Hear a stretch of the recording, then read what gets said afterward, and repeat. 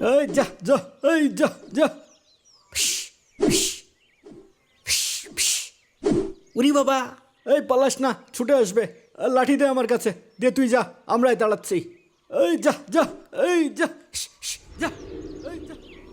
আসসালামু আলাইকুম ইমাম সাহেব, এক আশ্চর্য ঘটনা ঘটে গেছে। ওয়ালাইকুম আসসালাম। কি হয়েছে আলী ভাই? এত লোকজন কেন? কোনো সমস্যা নাকি? সমস্যা মানে, আজ গোরস্থানে কবর দেওয়ার সময় এক ভয়ঙ্কর ঘটনা ঘটে গেছে। সবাই এর ব্যাখ্যা জানার জন্য আপনার কাছে এসেছে। কি ঘটনা ঘটেছে একটু খুলে বলেন না। বলছি, আজকে সকালে এক লোক বাজার করতে গিয়ে একটা দোকানের সামনে দামাদামি করছিল। তখন হঠাৎই সে মাথা ঘুরে পড়ে যায়। তারপর তাড়াতাড়ি করে সবাই এসে দেখে যে সে আর বেঁচে নেই। ইন্না লিল্লাহি ওয়া ইন্না ইলাইহি রাজিউন। তারপর যথারীতি আমরা তার বাড়িতে খবর দিই, লাশের গোসল দিই, কাফন পরাই, তারপর লাশের জানাজা পড়িয়ে দাফনের জন্য কবরস্থানের সামনে নিয়ে আসি। তারপর কবর খোঁড়া শেষ হয়েছে, দাফনের জন্য লাশ নিয়ে যাব। হ্যাঁ, সে তো অনেকক্ষণ আগেই হয়েছে। তারপরেই তো আমরা জানাজায় শরীক হতে এসেছি। আচ্ছা, তাহলে চলো জানাজা শেষে এখন কবর দিয়ে দিই। জি আচ্ছা। আল্লাহু আকবার, আল্লাহু আকবার। আল্লাহু আকবার, আল্লাহু আকবার। বিসমিল্লাহি ওয়া আলা মিল্লাতি রাসূলিল্লাহ, বিসমিল্লাহি ওয়া আলা মিল্লাতি রাসূলিল্লাহ। এই লাশের আত্মীয় স্বজন কেউ আছে? নামাবে কে? আত্মীয় স্বজন কেউ উপস্থিত নেই খালু, আমরা প্রতিবেশীরাই নামাবো। ঠিক আছে, নিয়ে আয়। এই সবাই সরে দাঁড়াও, শুধু যারা লাশ নামাবা তারা সামনে আসো। ইয়াল্লাহ, সাপ সাপ, কবরের ভিতরে ইয়া বড় সাপ। ইয়াল্লাহ, সবাই সরে দাঁড়াও, সরে দাঁড়াও। ইয়াল্লাহ, তাই তো, এই সরে সরে সরে দাঁড়াও। ইয়া বড় সাপ ফনা তুলে আছে। কই সর দেখি, দেখি সাপটা। এই কাছে যেও না, কাছে যেও না, বিষধর সাপ, এক সবলেই জায়গায় শেষ। লা ইলাহা ইল্লা আনতা সুবহানাকা ইন্নী কুনতু মিনাজ জালিমিন। লা ইলাহা ইল্লা আনতা সুবহানাকা ইন্নী কুনতু মিনাজ জালিমিন। সাপ কোথা থেকে আসলো কবরের ভিতর? নিশ্চয় মাটির নিচেই ছিল। তোরা কবর খোঁড়ার সময় টের পাসনি? কি জানি চাচা, একটু আগেও তো ছিল না। ইয়া আল্লাহ, কত বড় সাপ, কত ভয়ঙ্কর লাগছে। আমার তো জান তুরুক তুরুক করছি। একটু আগেও আমরা কবরে মাটি খুঁড়ছিলাম, কই কোনো কিছু তো বুঝিনি। এই সরে দাঁড়াও, সরে দাঁড়াও, একবার কামড় দিলে হাসপাতালে যাওয়ার সময় পাবা না, সোজা উপরে চলে যাবা। এই সরো সরো, সরে দাঁড়াও, আমি সাপটাকে দাঁড়িয়ে দিচ্ছি। সবাই দূরে যান, দূরে যান। আমরা কয়েকজন সাপকে তাড়িয়ে দিই, তারপর লাশ দাফন করব। এখন দূরে যান। এই যা যা, এই যা যা। উরি বাবা! এই পালাস না, ছুটে আসবে। লাঠি দে আমার কাছে, দে তুই যা, আমরাই দাঁড়াচ্ছি। এই যা যা, এই যা যা, এই যা যা যা। ভাই, কি করা যায়? এই সাপ তো এখান থেকে নড়েই না। আমার মনে হয় আর বেশি খোঁচাখুচি করা ঠিক হবে না, না হলে আবার তেড়ে আসতে পারে।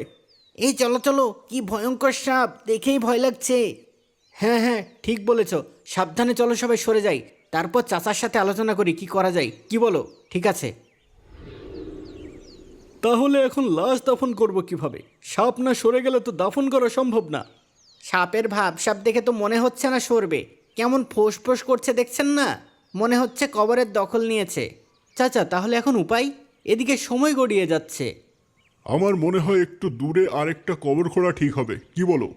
আর তো কোনো উপায় দেখছি না চাচা, লাশ তো দাফন করতে হবে, তাই না? আবার কবর খুঁড়বো? তাহলে যাও, সাপটা তাড়িয়ে দাও। না না, যাচ্ছি। ইয়া ইয়া ইয়া ইয়া। উস্তাদ, সাবধানে। কবরের ভিতরে সাপ থাকে শুধু শুনেছি, আজ প্রথম দেখলাম। হ্যাঁ উস্তাদ, আজ তো বিশাল ব্যাপার হয়ে গেল। কবর খোঁড়া হয়ে গেছে চাচা, লাশ নিয়ে আসেন। হ্যাঁ, নিয়ে আসছেন। এই চলো চলো। আসেন, মুর্দা নিয়ে আসেন। এই যে চলে এসেছি। ইয়াল্লা, সাপ সাপ, ইয়া বড় সাপ। এই সর সর সর। আশ্চর্য, এখানে আবার সাপ কিভাবে এলো? কই দেখি। ইয়াল্লা, এ তো অবিকল হয়ে আগের সাপটার মতোই, একই সাইজ, একই রং, একই রকম দেখতে। লা হাওলা ওয়ালা কুওয়াতা ইল্লা বিল্লাহিল আলিয়ুল আযীম, লা হাওলা ওয়ালা কুওয়াতা ইল্লা বিল্লাহিল আলিয়ুল আযীম। ইয়াল্লা, আমার তো এখন ভয় লাগছে। একটু আগেও তো আমরা কবরের ভিতরেই ছিলাম, তাহলে কি আমাদের পায়ের নিচেই ছিল? উরি বাবা! লা হাওলা ওয়ালা কুওয়াতা ইল্লা বিল্লাহিল আলিয়ুল আযীম। লা হাওলা ওয়ালা কুওয়াতা ইল্লা বিল্লাহিল আলিয়ুল আযীম। কই দেখি দেখি, এই একটা লাঠি দাও, দেখি এটাকে তাড়ানো যায় কিনা।